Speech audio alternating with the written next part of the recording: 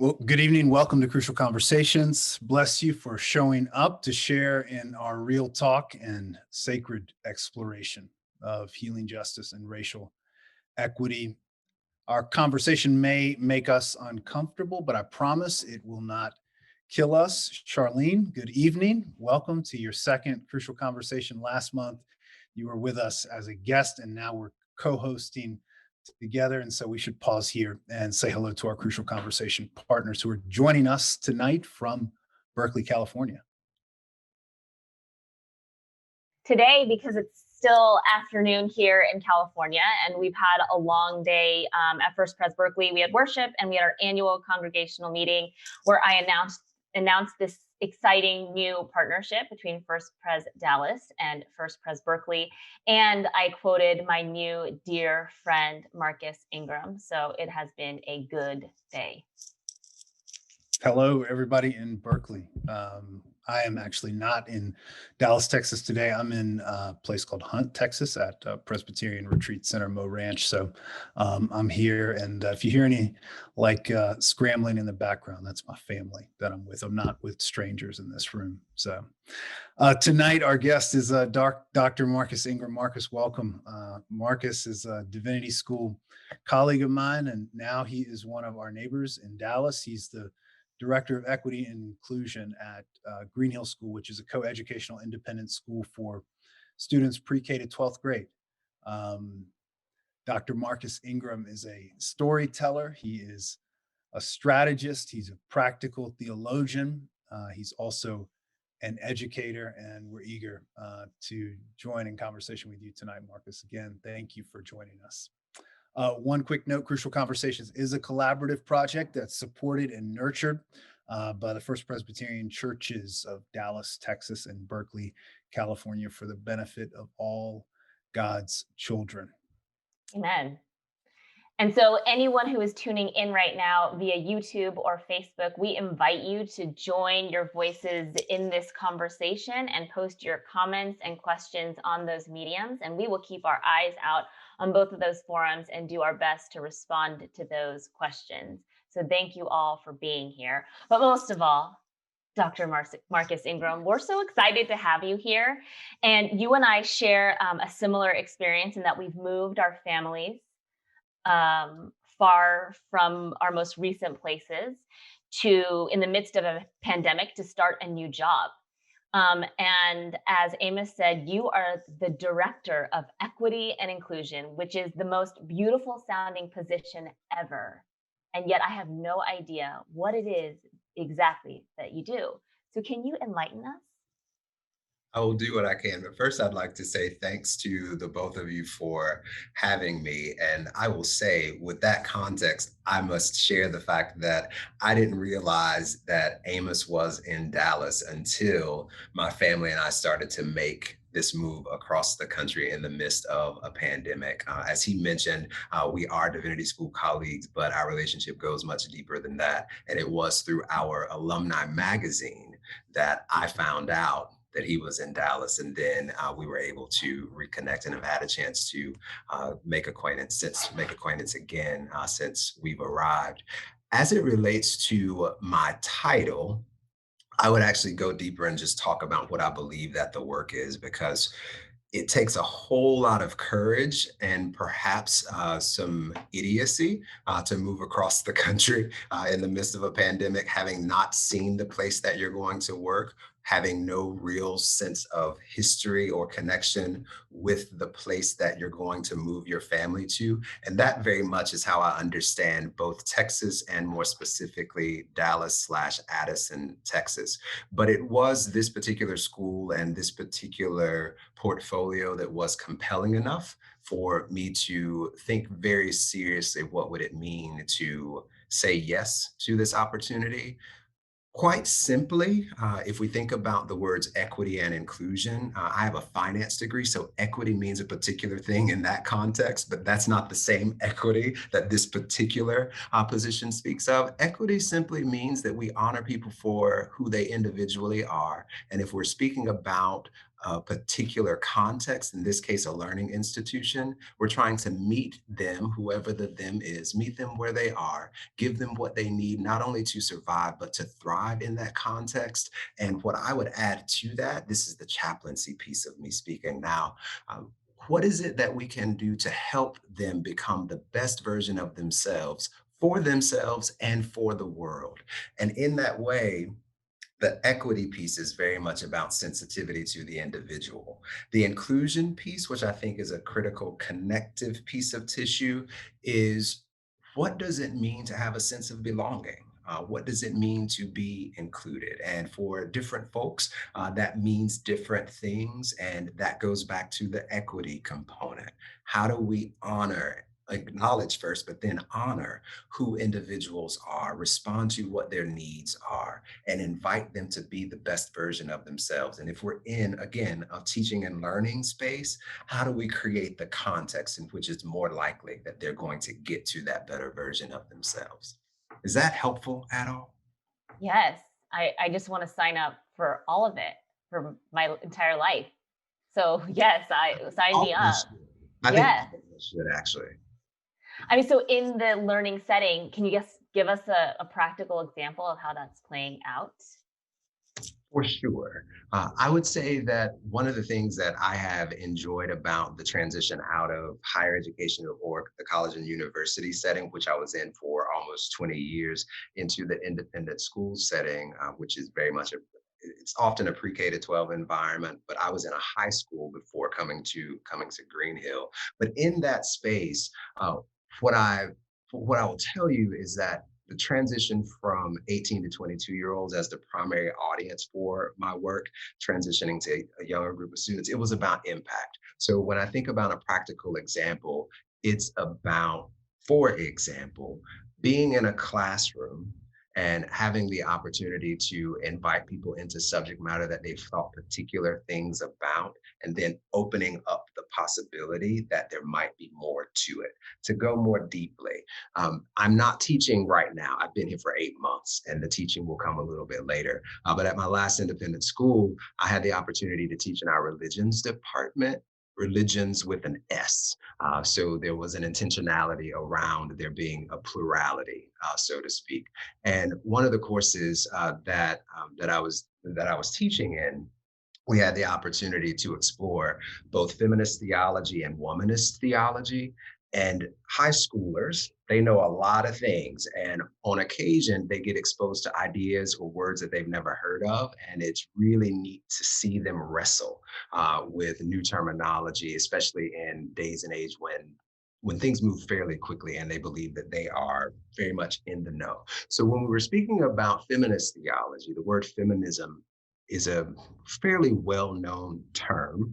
Uh, but when we started speaking about womanism and womanist theology, there was an opportunity for us to expand this notion of who gets to be included when we're talking about bumping up against what the mainstream narrative is. So as we started looking at who womanist theologians were and what they believed, and the fact that, quite frankly, Black women did not feel connected to the feminist movement, because as much as it was about women, there wasn't this place for intersectional identity to be embraced in that space. So when I'm sitting in a classroom, and it's a wonderfully diverse classroom on so many levels, when we're opening up knowledge and we're not telling people what to think, and the we in this case is not just me as a person who's trying to facilitate learning as the so-called teacher in that space, but inviting all of us as students of the human condition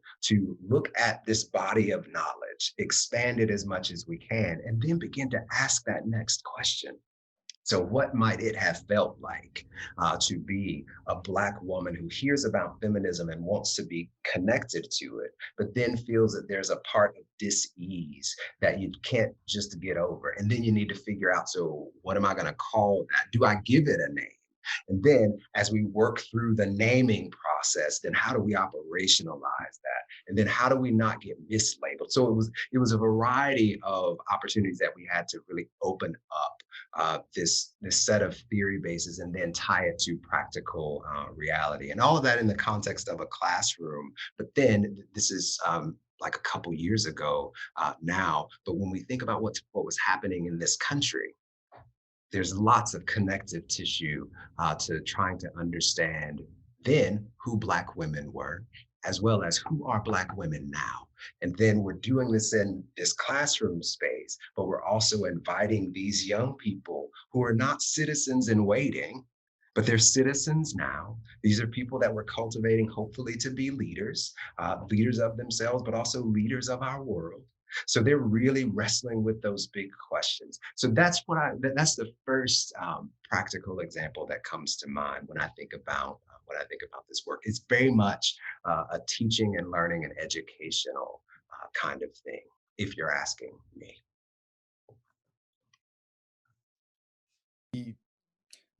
So last time I was in like a degreed program, like formal training, formal education. The word that was most often used was not inclusion, but it was multiculturalism. How are the two different, and how and what happened to multiculturalism? Mm.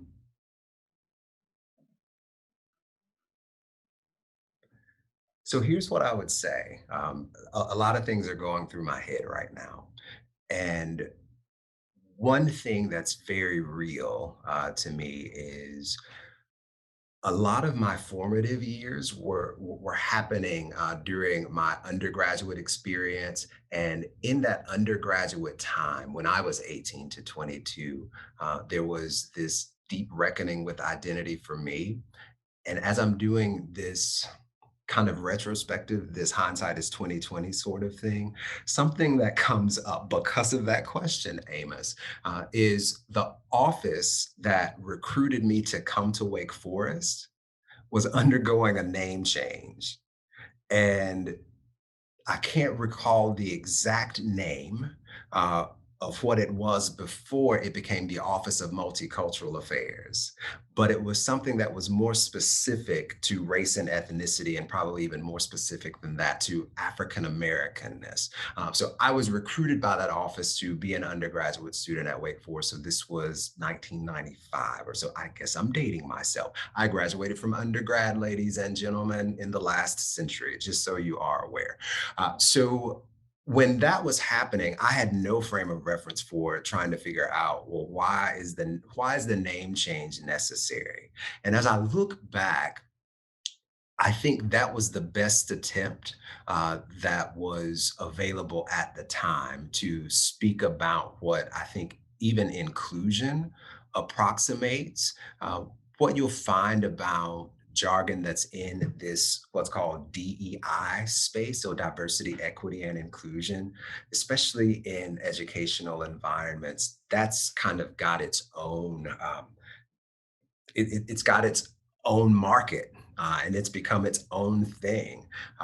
People consult around this sort of work, and what I've discovered is that it's not the word or even the words, but it's about the work. And I feel like optimally, multiculturalism was just the next dispensation that was available in the latter portion of the 20th century, moving into the 21st century. And now it's given way to the word inclusion. Not that they're exactly the same, because I don't think that they are. I think culture, if we're just looking at the definition of what culture is, I think at base level it's about making meaning.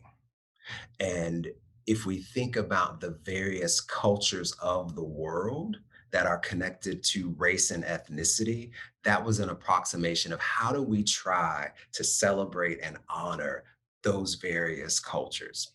And I honestly think that that's what folks were trying to do. We've now gotten to a space where diversity, which is kind of the base level of moving into even a multicultural conversation, diversity isn't just about race and ethnicity. It is still about meaning making. So, in that way, you could take the term culture and expand it, but it just became, I think it just became a little bit easier to get a different term that then could include kind of the panoply of what difference would be. So for sure, there's a stream of diversity work that relates to gender identity and gender expression, sexual orientation. There's also neurodiversity. There's also diversity of thought. There's diversity of religion, often known as pluralism. There's diversity in ability. So in some instances, if we're trying to do the negative of it, we're talking about ableism, so to speak. So what's happened is our sensibilities about what difference is, it's expanded, and we've tried to create some words that are connected to this expansion. Here's what I also think. You didn't ask this, but I'm going to offer it. Um, I think what's also happened is we've gotten tied up and tied with the words, and we've forgotten about doing the work. Uh, and what I find fascinating about it is that as much as we are gifted by words, words can be a hindrance sometimes, and sometimes words fail us. And it's ironic that all three of us who are on this conversation, all of us depend heavily on words for the work that we do. And if we did not have words, it's not that we wouldn't have anything, but we would have less if we didn't have words. And when I say that words fail us, I don't say that lightly. I actually say that with a bit of a shudder. But in the same breath as I'm saying that words fail us, I also would suggest that when we're trying to use words, we need accuracy and we need precision. We need to be as accurate in our descriptions of what it is that we're speaking about, sometimes giving people the definition. So when I say, this is what I mean when I say that. And then the precision piece, I think that's the art part of it. How do we continue to hit the nail on the head as many times as we have the opportunity to say it? So that's the consistency piece. That's the integrity piece. And in some ways, when we're talking about this work that I find myself in, that's the part that may be missing in some instances. How do we be consistently inclusive, for example? And when I think about just some of my own learning, but some of my own historic experiences, we can be on the front lines and on the leading edge of certain issues of difference and really be out front in that regard. But when it comes to another type of difference, we may not be as astute. We may not be as well suited to speak authoritatively about that. So in some ways, when I hear the question, you know, what's the story with these words? Are they connected? How are they different? How are they the same? Uh, I appreciate the question because it asks us to be more intentional about what we choose to say, and sometimes what we choose not to say. That's I mean that the words, that's one of the reasons why we started these crucial conversations back in the day, was with an appreciation and understand, well, just a frustration that we didn't have a shared grammar. Like, we wanted to have these conversations, but we didn't even have a shared definition of some of the most important words that we were tossing around. And who gets to define the words That's right. is, that is part of this work, figuring that out. And I mean, who gets to define freedom or liberty or Yeah. suffering, or equity or inclusion? And so it Yeah. wasn't that, what I was realizing, was that it wasn't that that we had disagreements about whether or not those words were important. It was that we had differences of understanding about what those words meant. I'm a real literal person. And so Amos gets, I mean, I think our friendship has been founded on the fact that he'll be like, what do you mean by that actually? You just said that really beautiful thing, and I don't know what you mean. And Marcus, you've already experienced this of me, that I'll push on the words. And so I very much appreciate the fact that you pointed back to the work. Mm. And so look, I'll be honest, I'm sitting here as the parent of two young children. I know that you have a young child yourself. And back in June, I remember, after George Floyd's murder and lynching, parents were being inundated with resources to talk about race. And there was Sesame Street did a town hall, and there's all these different ways of using the words. And it really did. I felt like all the work went into the words, which, like you said, language is powerful and important. And if anything, the three of us peddle an industry built on words, right? And yet something that Amos and I have talked about as children of immigrants is, how do you instill these values in young minds and your children, right? Like, we can talk about things not even as complicated or nuanced as equity, but just kindness Yeah. in light of these differences. And so, I mean, really selfishly, as a young parent, like, how are you navigating using the words to get to the work? Because I don't just want to have a conversation with my kids on what it means to be biracial. I want them to understand what that means in such a way that it's birthed as compassion, right? I Does that think make that's right. sense? It does. Um, I'll share with you what is happening in my head right now. Um, just before coming to this opportunity to speak with the two of you, we were, and the we in this case is my nuclear family. We were having a conversation about whether they were going to watch us tonight. Kaho is 6, and my last message to them was, well, I'm not certain that from an age appropriate perspective that he should necessarily tune in. I think it's fine because he wants to see his parent, but there might be conversations that we're not having with him in a fairly direct way. And if that comes up, I am happy for us to unpack that. But let's think critically about whether we should do that. I don't know what they decided. So I will figure that out once we reconnect post this. I bring that up as kind of the real life working out of, so what does it mean to be human in 21st century society? It's not speaking about humanity. It's not being the most woke. I think that's the phraseology these days. It's not that. Uh, it is, how do we, I think part of it is kindness, but how do we cultivate this sense of, let me back up before I say this, because then it kind of gives me a little bit more, perhaps a bit more authority when I say it, that it's not glib. So my nuclear family is inherently international. And my partner is a South African national, and not that they have a corner on this, but there's some deep kinship with the African philosophy of Ubuntu. And it's this idea that I cannot be all that I am designed to be or called to be if you don't become all that you're called to be. So if I believe that, and if I want to live that, it means that there's some individual work that has to happen, because I have to cultivate a sense of self knowledge in order to be able to see myself in other people. Because you can't recognize that which you aren't open to recognizing. And if you're not open to the possibility that somebody else is human, it's almost a non starter. So this isn't about the words, but this is about inherent humanity and being able to create the space where we raise our young people to believe themselves to be human and to see that humanity in all other people.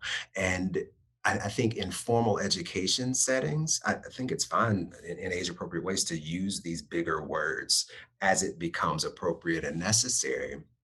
But it is about just cultivating basic humanity and basic decency. It's about exposing narratives of various people's lived experiences that perhaps are different than yours, but they're no less human. They may, from your perspective, be more challenging, but that doesn't make them deficient. And we have this unique opportunity to have who we call our South African American child. We have the opportunity to create a lived experience for him that is simultaneously all about his history and heritage and all about his future, I would argue, because as much as we can expose him to the South Africanness in him and the Americanness in him, he's going to have to figure out what that means for him going forward. A part of it is geographically, where is he going to live? Where is he going to go to school? And he has the good fortune of perhaps saying one day to his parents, I think I want to go and be in South Africa with my cousins and go to school with them. And that's not something I grew up with the possibility of, but that's a very real thing for him.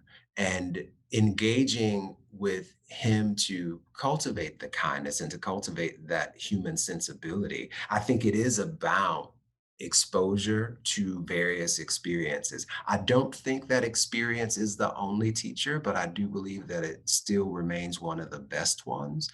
So it is about, how do I relate to another person as a person? And how do I get myself not only to believe, but to act like I can't be my best self if the next person isn't their best self?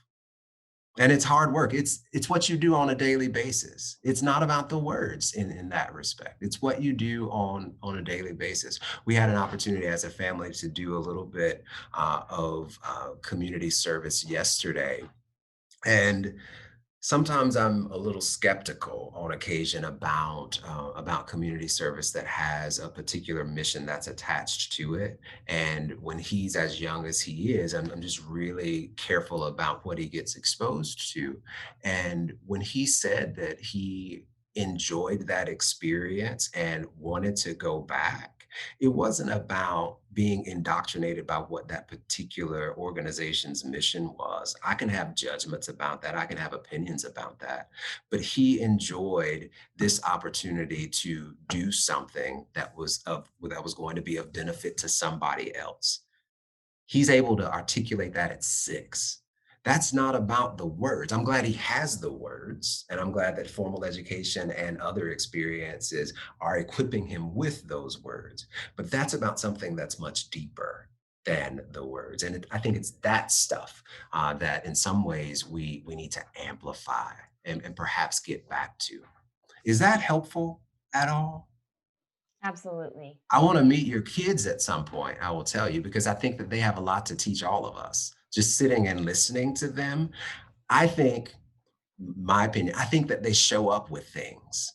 And over the course of time, depending on what their experiences have been and what they are, some of that stuff that they show up with, that's deep wisdom from wherever it came, some of it gets tamped down. But what if it's just our responsibility as people who are a little bit quote unquote older? It's just to create that space where they can flower into the person that they were supposed to become, literally amplifying whatever it was that was on the inside of them when they arrived here from whencever they came. It relieves a little bit of the pressure too. I don't have to make them in my own image. They might have an image of their own. Amen. Amen.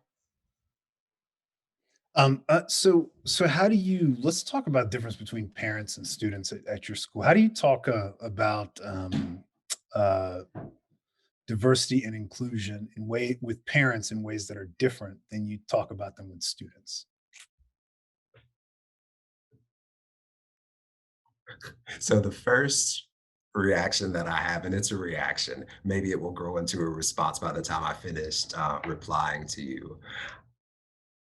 This is not meant to cast aspersions at all. So I'm going to give the disclaimer. This is probably going to come off as a bit snarky, and it's not meant to be that way.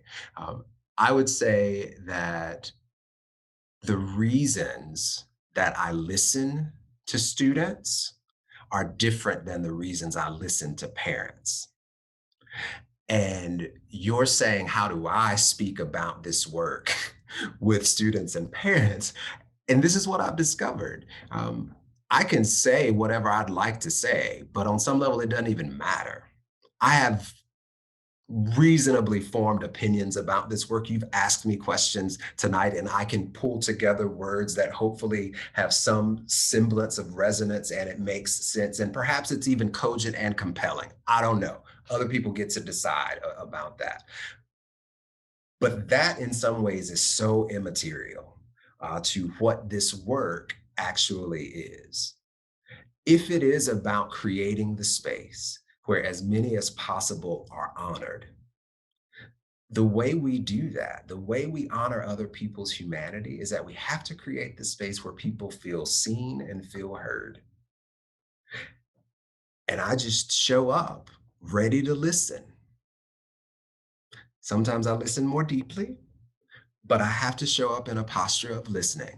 And when I was listening to your prompt, Amos, I thought about the why of that listening. Students, and this may be I don't know if this is a function of age necessarily, chronological age, or if it's just orientation to the world that's about generations of people and what we come to know as a result of what our life has been and for however long that's been. Students, I find, are just genuinely curious about this stuff. And this day and age, this generation of students is probably more conversant than any other generation that I've heard. And I don't know that that's just a function of the fact that humanity evolves over time and that will just continue to happen. I'm not making that argument, nor am I detracting from it.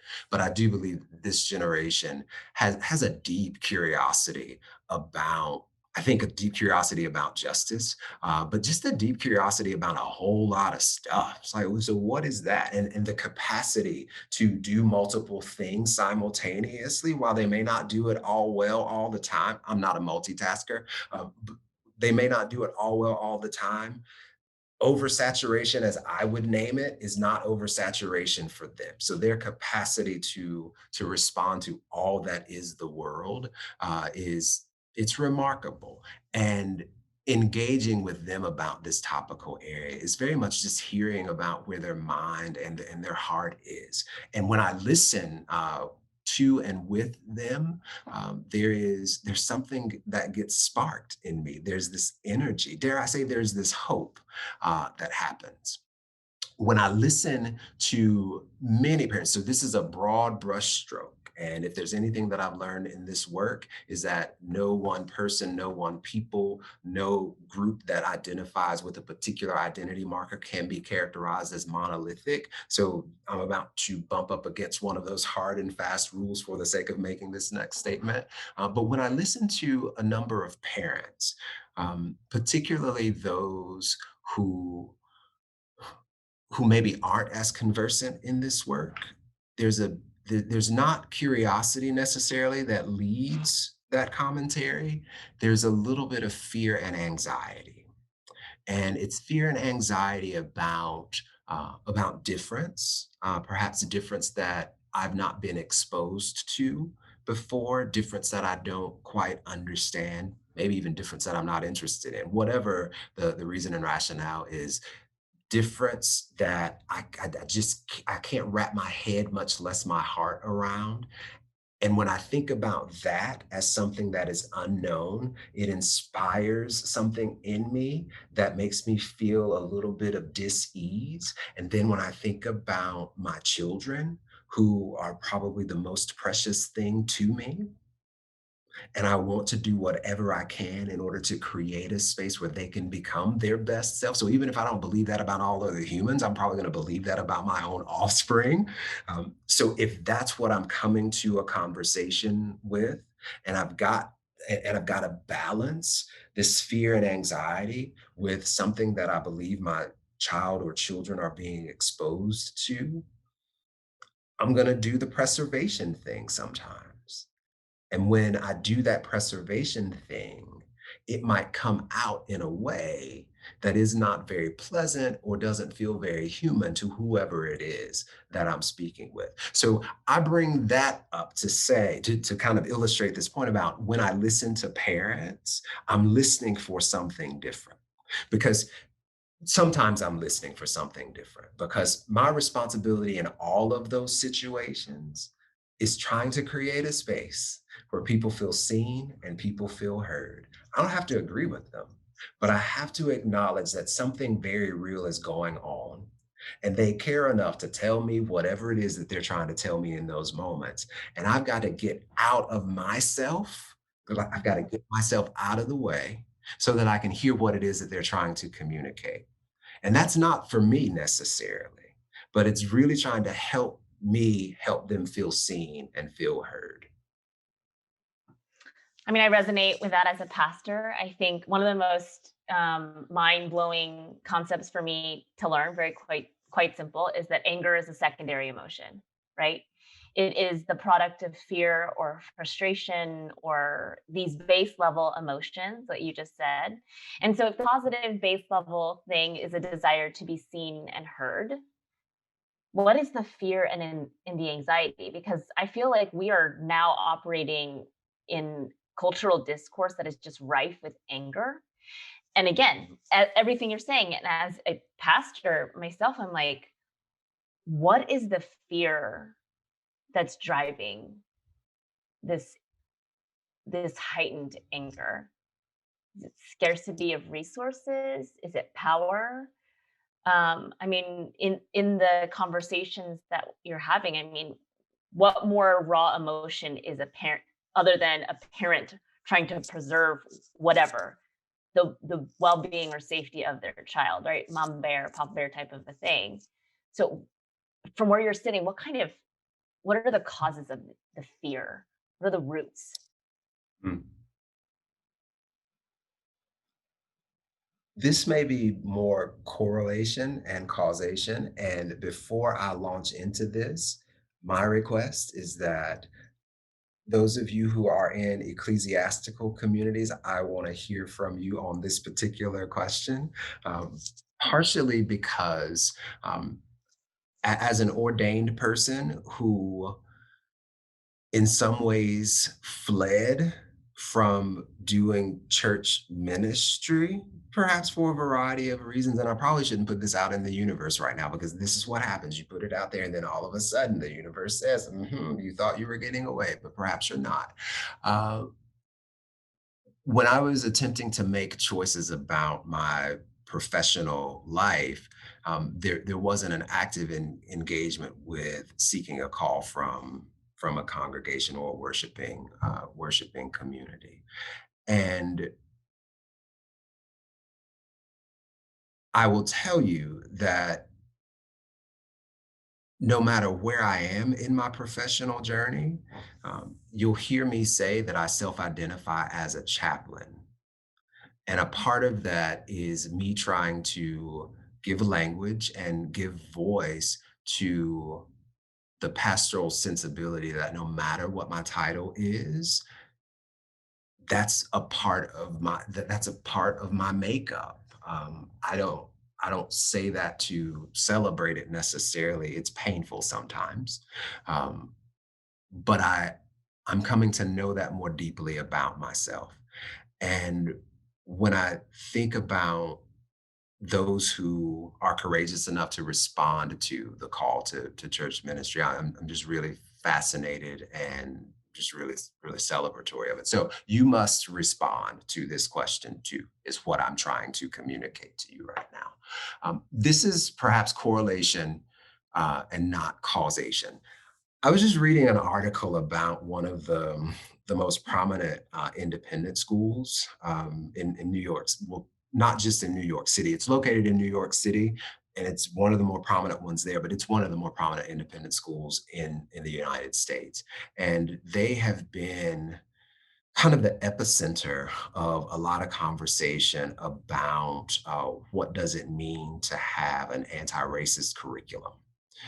What does it mean to be an anti-racist institution? And that has been met differently by different ones in their community. And the school is in a bit of turmoil right now. And it's also being impacted by the fact that we're in this COVID moment. and they're trying to navigate what it means to be either in person doing learning or whether it means to be remote.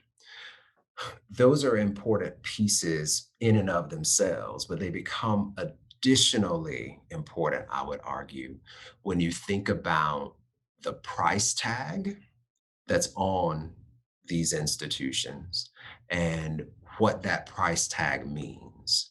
Uh, I don't know that parents, and I say this as a family who has I grew up and did public education, so I never thought that my child would be doing independent schools, but that was the choice that we've made, and now that we've committed, it's probably the choice that we'll continue to make. But even as a family who's paying tuition for independent schools now, even now for a 6-year-old, um, there is something about what one might believe that entitles you to. And even the most gracious of us believe that we're entitled to a quote unquote better education as a result of being a part of independent school life. And I don't want to downplay that. I don't even want to judge it.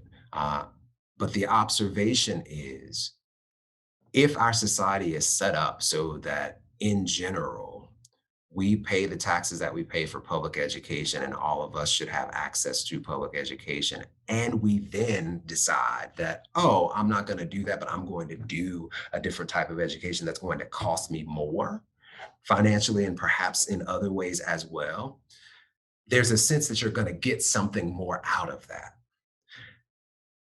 And if that's the logic, some of it is not just fear necessarily, fear of not getting that thing, but it's the expectation that you should because you've done that extra thing that says you should get that extra thing. Entitlement. Yes. And so when something doesn't happen in that way, it defies logic and it requires interrogation and it requires address.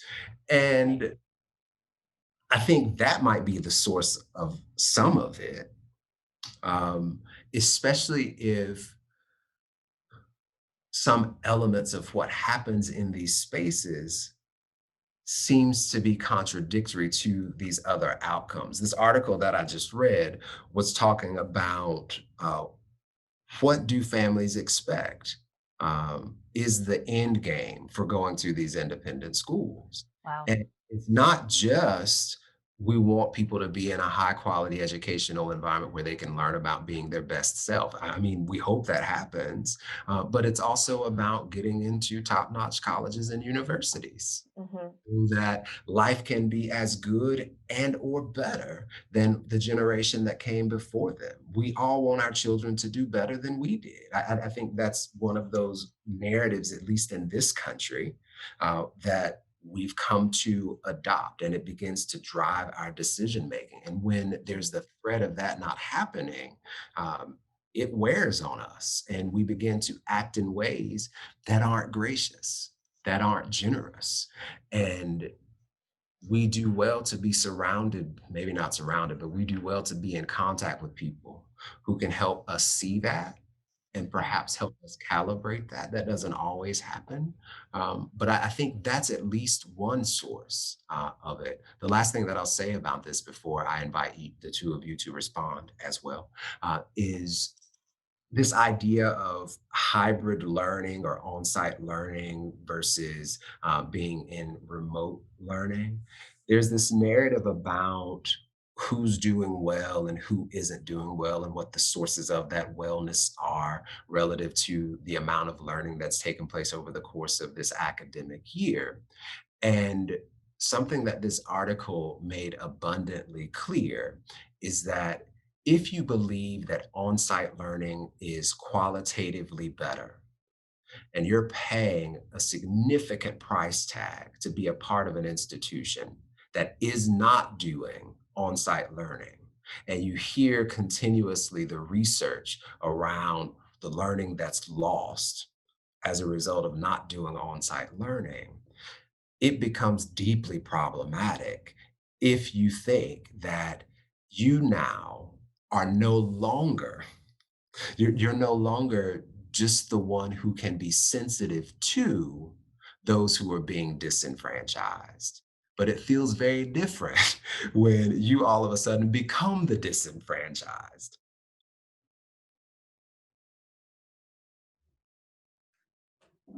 Yeah, but I'll take a stab at answering the question. I don't.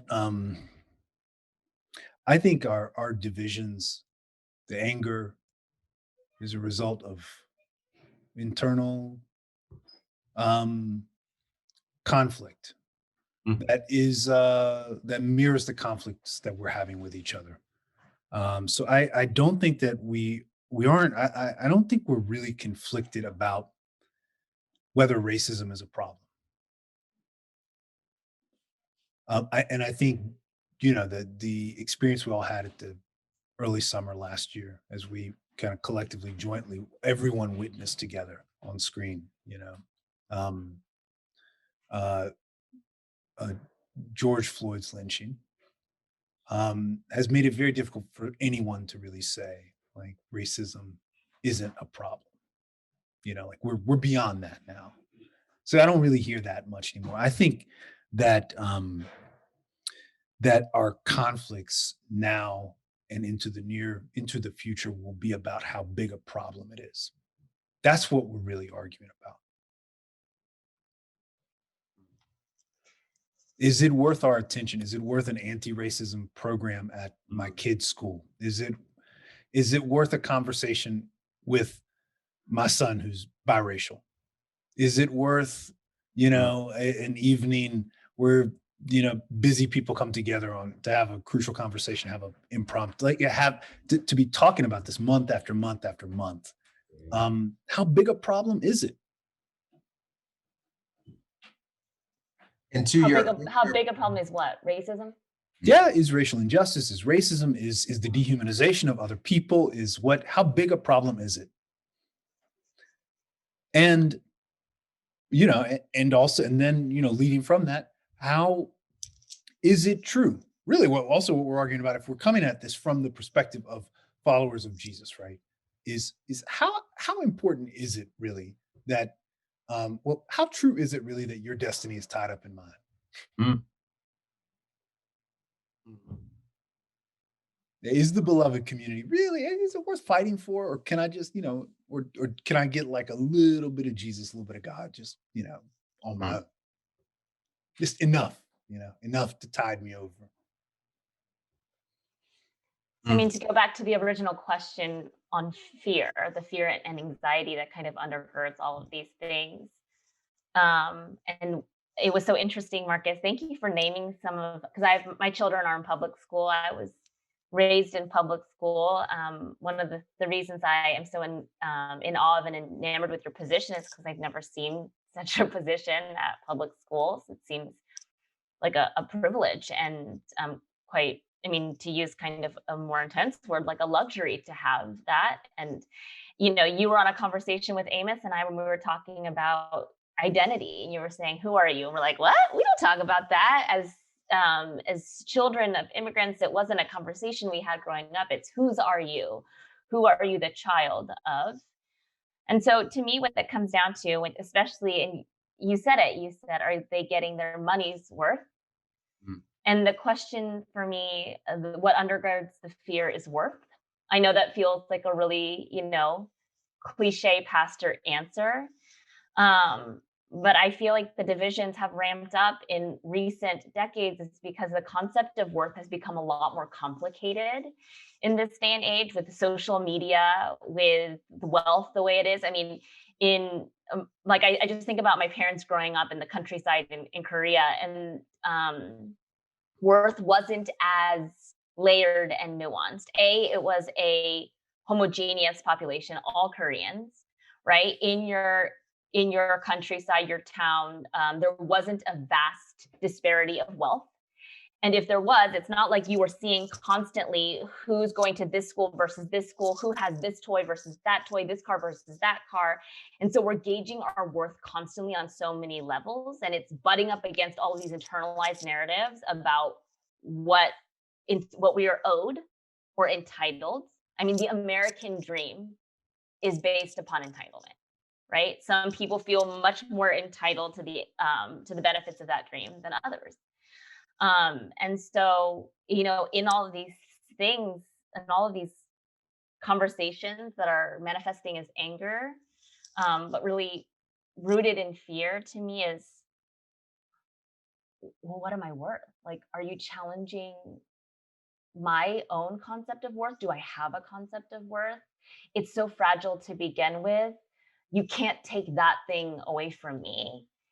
And it's shameful to even say that out loud, but talk about self-preservation. I mean, racism is absolutely the most obvious aspect of this conversation, but it's the really complicated layers of it that Amos and I are hoping to peel back. So it's not just dropping these pretty words and not doing the work, right? Amos, I heard you breathe in. You're about to lean in and say something.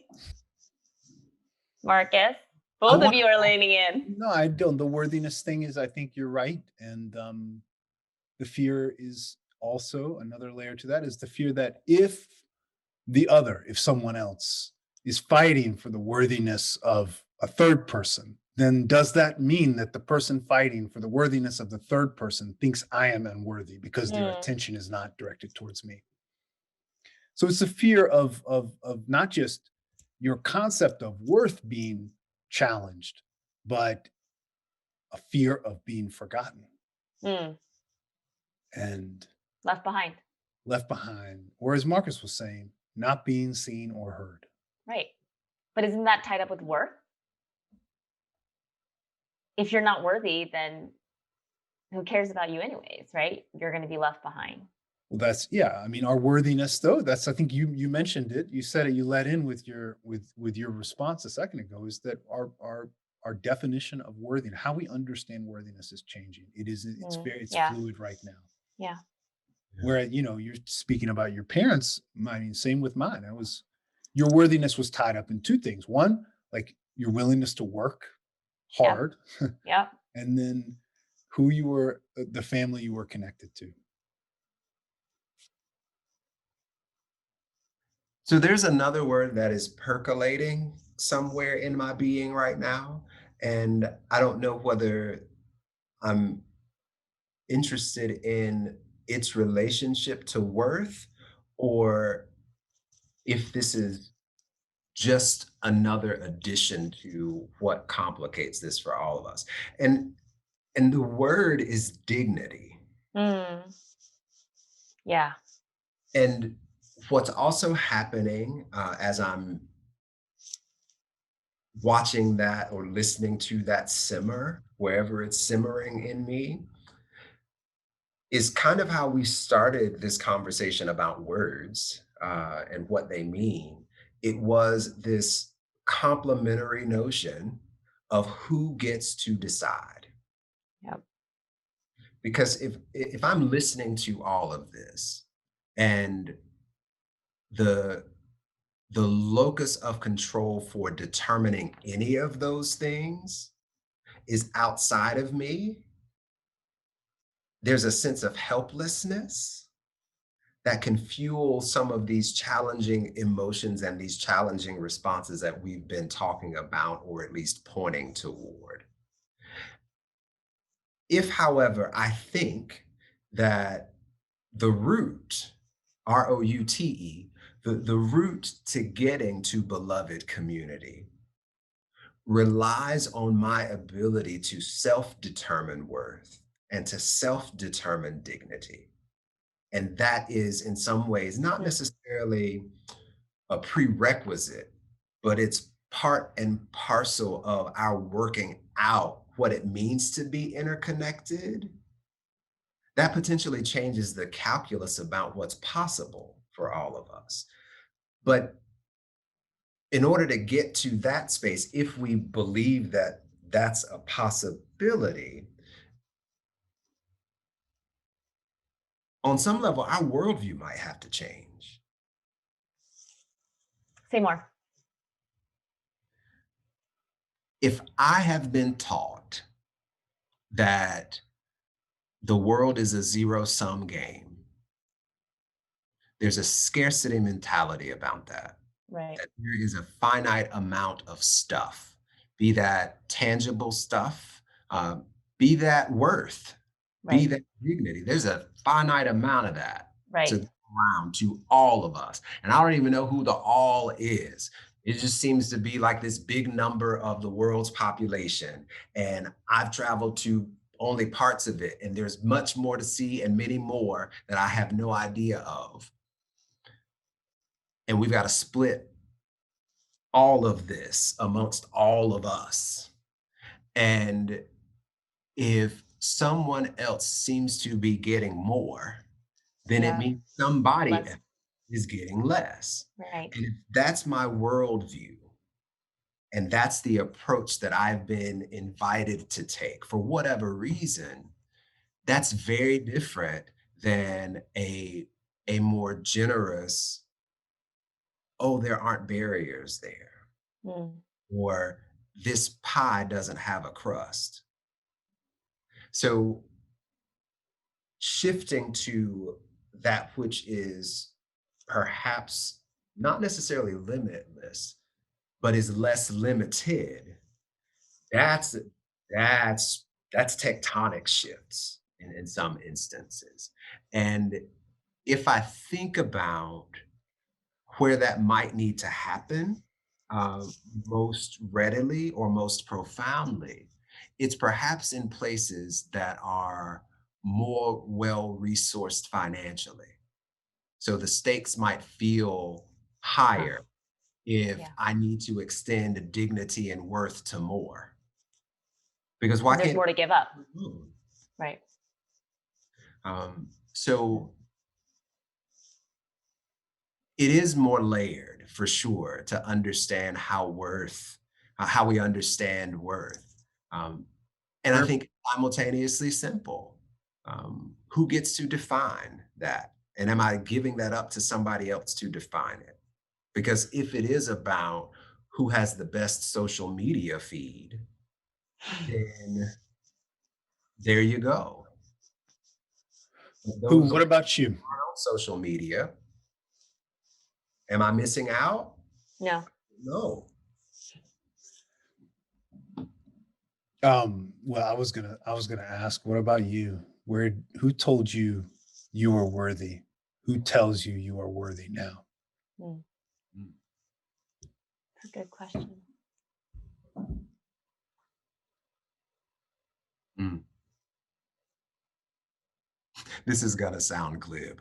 So not verbally, but when I when I show up in the when I show up in the mornings, I believe it's my nuclear family that establishes that worthiness. Here's the glib part, though. I've been thinking about India Ari, who has an album called Worthy, and when I listen to her, she sings that particular song from a place of knowingness, and she in some ways is a model for what it means to self-affirm. So the glib part is I was going to say India Ari, but I needed to shout out to my family first because I think that's the experiential part, the ability to have solid connections with those that love you regardless. And I think that's powerful in and of itself. And even if it's not said on a regular basis, Marcus, you are worthy by those people, by virtue of them continuing to nurture relationship with me, they are communicating that I am worthy. So I think that's probably the immediate response. But I also think about I do think about India Ari, and she's saying, um, She's saying that you are worthy just by virtue of you being human. And here's something that's interesting when I think about some of the lyrics in that particular title track. It's not just the positive proactive affirmation. It's also this one line that she says that has stuck with me over the course of time, and I hope not to butcher it. But she says, "You're worthy of love and you're worthy of light, and you're worthy of saying no when something just don't feel right." And if that's the truth, then it's this locus of control that's internal. And it's not just to be affirming and to say, yes, I am worthy. It's also to say, because I am worthy, that's beneath me. And that which is beneath me may be someone else believing that I'm less than. And they don't get to determine that. And if I give it over to them to determine it, then like, I don't want to say whose fault is it, um, but is there something more that I could have done to have prevented that sense of worthiness and dignity being taken from me? Some of it is interpersonal, but some of it is systemic as well. Because if we're bringing this back to a conversation about race and racism, some of the racism is interpersonal for sure. And there might be a stronger sense of control one person to the next about the degree to which a person can make you feel less than. But there are systems in place that have been created to reinscribe this notion of superiority and inferiority. And that's a little more difficult to address. But I think the principle is still the same. I think the principle is still the same. Who gets to decide that? I mean, I think Amos should answer his own question. Yeah, I knew you were going to do that. I actually thought about doing it to you first. I was like, I should just ask because I know Charlene's going to ask me, so I should probably just ask her first so I can buy myself some time. And she's then next. I just forgot about that move that I was supposed to make, and then here comes Charlene. I mean, my sense of self worth is well. I heard, yeah. I returned to Genesis 1. I mean, because ultimately, my I'm not um like strong enough to Mm, conjure up like my own like confidence on a daily basis. I'm just not. I can't. It's difficult for me to walk through this world and persistently know that I'm worthy. Um and that's just if like what I was encountering was neutral. mm, Uh, so uh yeah, I returned to this the truths that were made evident to us, through the creation narrative, and that we were made in God's image. Period. Like I don't. For me, I've actually got to believe that there is a spark of the divine that lives within me. You know, not I to say like I'm, like that. So I'll stop there and I think going back to what you were saying earlier, Marcus, I was about to say I'll stop there and then I'm just going to keep on going, but um, is is uh, you're we were talking about words, and one word that you were using was humanity and humans. And I know we want to get to the work, and we need to do that. But we also have, I believe, a fundamental um, uh, conflict that exists within the the community of all God's children about what it means to be a human being. mm, mm, And I think we have we have failed. I think we have allowed for too long for um, a definition of humanity and human that is um, that exists on a scale. And some of us are more human than others. Because if we did believe that all of us were made in God's image and that we were all, you know, protectors of some spark of the divine, then we just wouldn't do this stuff to each other. Charlene.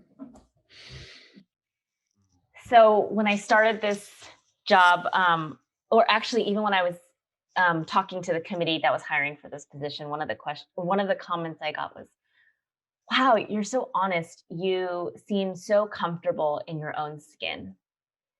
And I'm like, "Oh, that's so sweet. Like, thank you for saying that." And then I was like, "What does that mean?" And I don't know how often we say that to white men, for example, right? Gosh, Bill, you are just so comfortable in your own skin. And actually, my realization of that, and I still take it as a deep compliment, uh, hits on something that you said in our pre-talk, Marcus. You said, because we were talking about hope, and I'm going to bring in your quote at the end of this. I said, where do like, wow, you have just such a strong handle, grasp of hope. And you said, I am well acquainted with pain. Mm.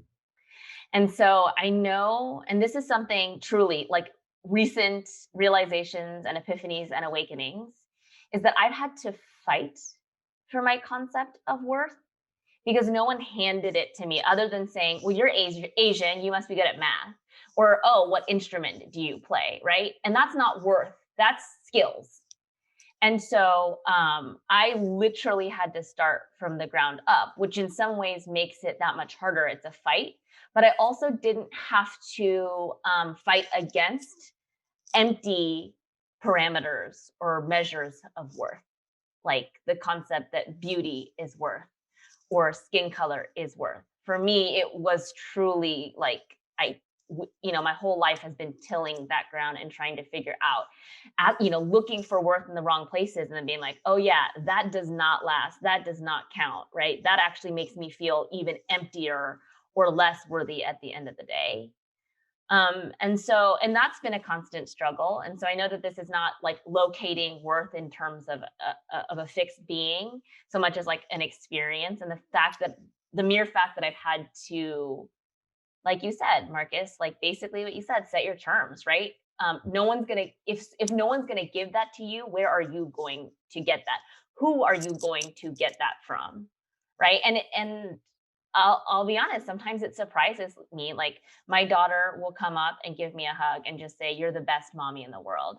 And I catch my breath because I never feel like the best mommy in the world. And yet she means it when she says it, right? And so I'm like, oh, I will receive that from you today, not because I have earned it, but because you are giving it to me. And so I'm just going to soak that in as a sponge. Um, on my holiest of days, I can channel Amos's answer and just kind of, remind myself the liturgy of being created in the divine image. Uh,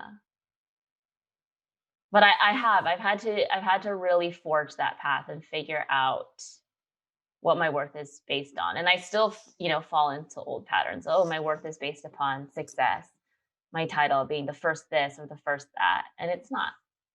Um, you know, as the psalmist says, at the end of the day, I'm with you.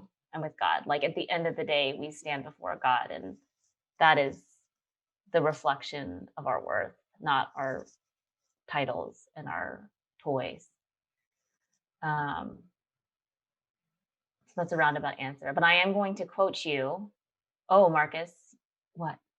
So I must tell you what I believe just took my breath away. I'm I'm a strategist for sure, but I also when I think about my quote unquote theologian status, uh, I'm more of one of those synthetic theologians. I like to hear multiple sources and then pull that together and see whether there's something that is resonant across these multiple sources. And I feel like that just happened for me as I was listening to both you and Amos, Charlene. Um, Amos was speaking about the creation narrative, and you were speaking about the embrace from your child. And when you said, when that happens to you, you catch your breath, I immediately thought about the breath of God and how that's what animates us, whether we are aware of it or not. And I thought about my sojourn in a friend's school where it's not just individual silence, but it's what does it mean to be collectively silent? And how do you wait to hear for spirit to move? And I honestly miss those moments that were a part of the rhythms that we actively created. And I'm left to wonder, what if, as a collective, we all just took the time to take our breath?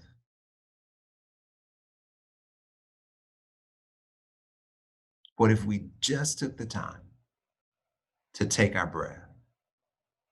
Because there's something about recognizing what that means. Mm. And if it's as basic as that, and all of us have the ability to do it, what if that's the turning point? What if that's the strategic inflection? And all of that other stuff that we pack on top of it Right. that sometimes keeps us from breathing, Yeah. or some of the stuff that we do to other people to keep them from breathing. Mm. Yes. I want to quote a dear friend of mine, Marcus Ingram, who handed me this gift. So I want to leave everyone with this gift and also just put you on blast that you have a book to write, and I'm going to just be waiting for it. The word has been put out, publishers be calling. He said to me on Thursday, optimism attempts to fly in the face of reality, and hope stares it down. And my dear friend Marcus, that those words, those holy words, have been a litany for me in the past week. I can't thank you enough. The ways that you've called us all to breathe, to catch our breath, to have our breath caught by one another, by the divine, by love, is a gift. And so, if I may impress upon you for just one more gift, will you offer us a prayer this evening? I will do it. Yay, thank you. May we pray together.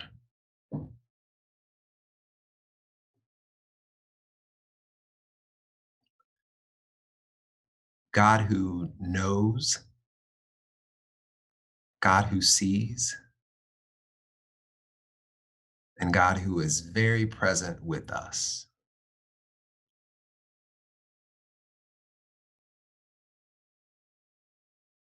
We are grateful.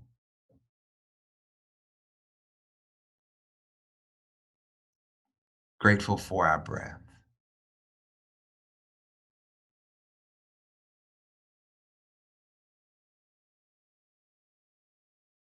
Breath that is indeed the source of life.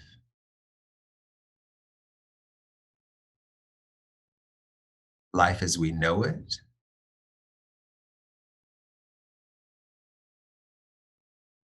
and I believe life as you intended it.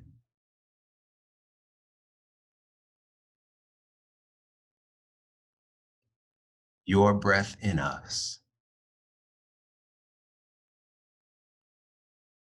makes all things possible.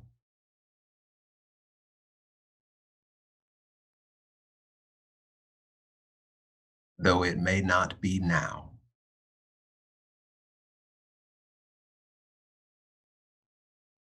it does not mean that it cannot be.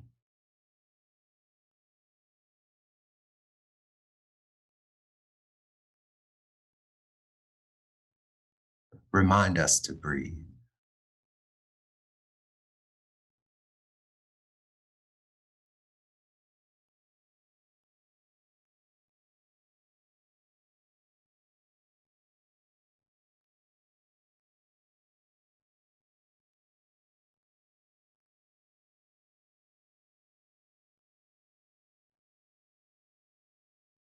In your name we pray.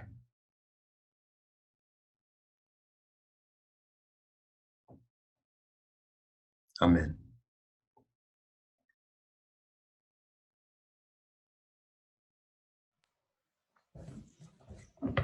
Marcus, bless you. And you. Yeah, thank you. And I hope that you'll come back someday and join us again. And thank you for everyone. And thank you for everyone that is joining with us tonight as well. And look forward to seeing you all again, and continue to be crucial wherever you are. Bye, Charlene. Bye, Marcus. Bye, friends. Thank you.